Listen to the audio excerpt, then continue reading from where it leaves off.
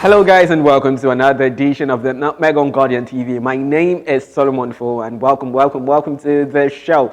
It's incredible times. This sort of period with the coronavirus. Sports ended, but we are looking, really good. There's a whole lot of hope on the horizon. The Premier League is resuming very, very soon, and that's June 17. Yes, June 17. That's the first game that's between Manchester City and Arsenal. But one interesting news is the fact that the Premier League has announced that Everton against Liverpool is going to be happening. That's June 21st. So it's very possible that Liverpool are going to be winning the Premier League on that particular day. Well, a whole lot of things still have to happen, like Arsenal improbably, defeating Manchester City. But let's see if that happens. But we are still not sure where that game is going to be played exactly, because they are still out to, fine-tune some things, if it's going to be played at a neutral venue, or if it's still going to go on at the Goodison Park. There's going to be a meeting on Monday for them to decide that actually. But moving away from that, the project restarts. That's the Premier League's project restarts. A whole lot of things are riding on it. There's a whole lot of hope invested in it. Someone actually called it Project Hope because, there's a whole lot of hope riding on it. They hope that, players are not going to get sick. There's not going to be a wide outspread or outbreak of the, the coronavirus. And you're hoping that, the players are keeping safe, keeping themselves well so that they do not infect themselves. And there's so much, that we all hope for, that the fans do not come, storming those venues where certain games are going to be played. So there's a whole lot of hope riding on a lot of these things. But we hope, again, I'm using the word hope, that, things move on smoothly when it resumes that June 17. And moving away from that, certain other, European leagues are also going to be restarting.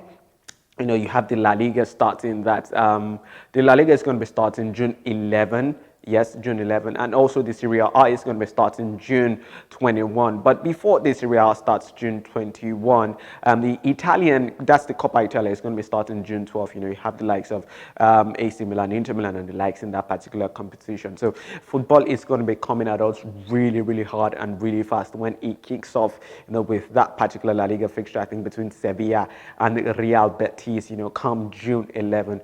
It's exciting. Yeah, it's very exciting to watch, although I have my reservations, the fact that it's still not entirely safe, but a whole lot of things have to move on. The Bundesliga is still going on, and it shows that it's very possible for games to continue in a very controlled space, a safe space, and safe environment.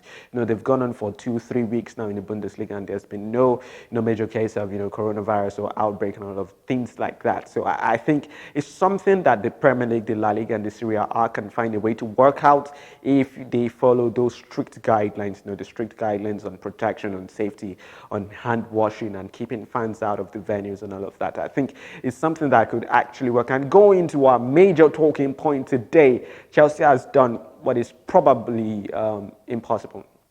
Well, not impossible, but you're considering the climate that, there's a whole lot of things when it comes to, economics and finances right now. And Chelsea has gone out to shell out about £54 million on getting a really, really worthy striker. That's Timo Werner of RB Leipzig. And it's quite interesting seeing that Liverpool has courted this guy for large parts of this summer, courted him from last season. He himself coming out to say that, he fancies a move to join Jurgen Klopp's side, and Liverpool just backed out at the last minute, considering the whole economics of the whole issue. And now Chelsea have swooped in. They've come in to say that they're going to be paying. They've actually agreed to pay the buyout clause. That's £54 million for RB Leipzig strike, and it's quite interesting. You're looking at Frank Lampard's side that have been slightly deficient when it comes to the attacking position. They're good, but not just good enough. You're considering the likes of Tammy Abraham. You're considering the likes of Olivier Giroud. You're considering the likes of Michy Batshuayi too, but there's still not so much of a punch, you would want to say, when it comes to the attack. And this guy takes them another level, takes them to another stratosphere when it comes to their striking options. Is a player that has scored 25 goals in 29 appearances this season. 30 goals in all competitions. That's mind-blowing stuff. It's actually one player I'd have loved to see at Liverpool, because I think it fits into their ethos, playing with Jurgen Klopp or in a Jurgen Klopp side, hard running, knows how to press and do all of those things. But at Chelsea too, is also going to be a really, really influential figure, a good figure for them to have in their attacking lineup. It's still not entirely clear, and that's part of what I'm talking about today. It's not entirely clear where it's going to be fitting into the Chelsea side, if it's going to be starting ahead of Tammy Abraham, because Tammy Abraham too is one person with a whole lot of prospects. At some point he was the highest goal scorer this season, but it's sort of tailed off, and it's still not rounded enough, you'd want to say. But for Timo Werner is a rounded player. Maybe he's a little small when it comes to size, but when it comes to getting the goals, when it comes to hard running, when it comes to positioning, is one person who is really good.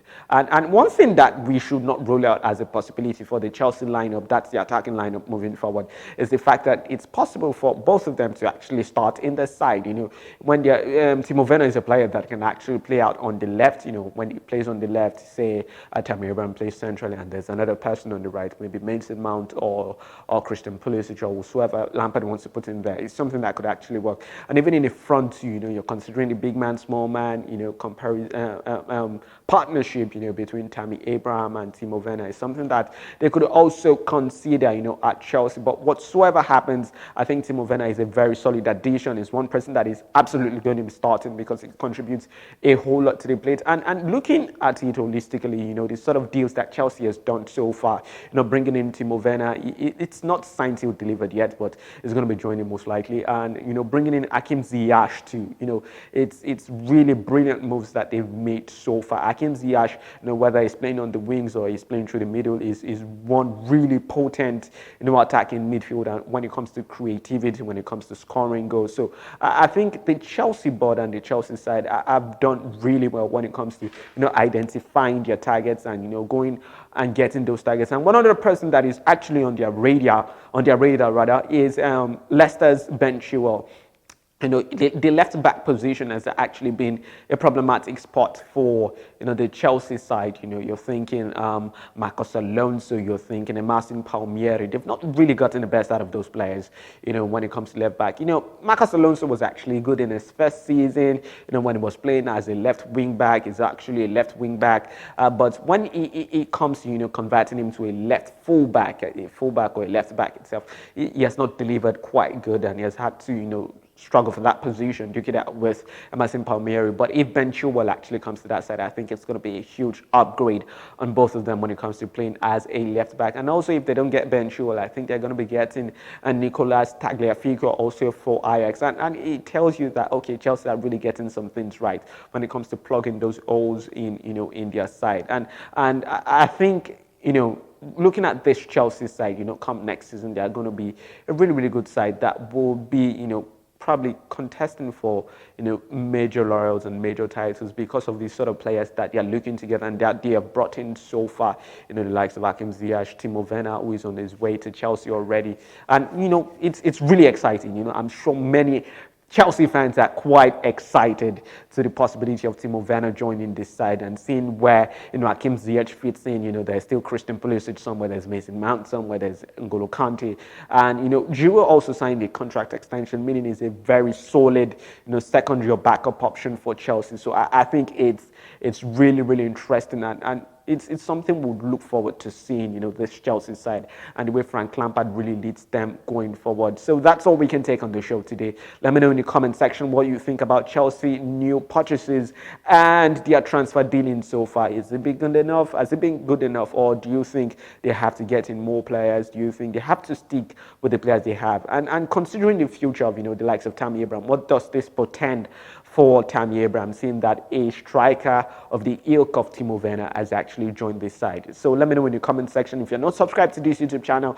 you should absolutely do that already. Awesome content from Guardian Nigeria. And binge watch, the Nutmeg shows. It has been really, really brilliant so far, presenting this to you. And hopefully when this whole coronavirus issue just winds down, we'll be able to get, our analyst back into the studio so that it's not going to be me alone riding solo, presenting shows to you. So hopefully I'll be able to get some analysts back into the show. Thank you so much for watching this show again. My name is Solomon Fowowe, and this has been The Nutmeg.